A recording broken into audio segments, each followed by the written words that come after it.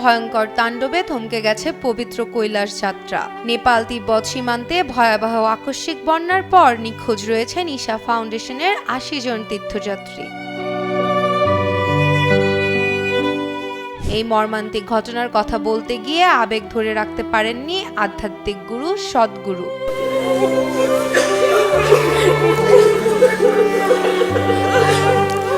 জানা গেছে, কৈলাস যাত্রা শেষে ফিরছিলেন ঈশা ফাউন্ডেশনের একটি দল। তিব্বতের গিরং এলাকায় ইমিগ্রেশন সেন্টারে অবস্থানকালে হঠাৎ আঘাত হানে ভয়াবহ বন্যা। মুহূর্তেই পানি, কাদার ধ্বংসস্তূপে বিপর্যস্ত হয়ে পড়ে পুরো এলাকা। সদ্গুরু জানান, নিখোঁজদের কাছে পৌঁছানোর চেষ্টা করলেও বন্ধ হয়ে গেছে সব সড়ক পথ। ফলে উদ্ধার কাজও হয়ে উঠেছে অত্যন্ত কঠিন। শুধু ঈশা ফাউন্ডেশনের সদস্যরাই নন, এই দুর্যোগে বহু দেশি বিদেশি পর্যটক ও তীর্থযাত্রীর খোঁজ মিলছে না। পরিবারগুলো উৎকণ্ঠা অপেক্ষা করছে প্রিয়জনের একটি খবরের জন্য।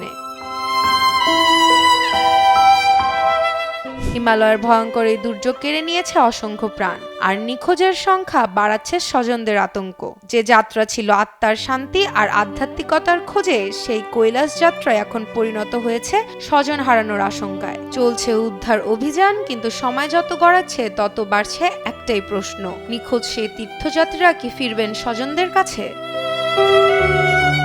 Shrabani Chanda, Daily Sun.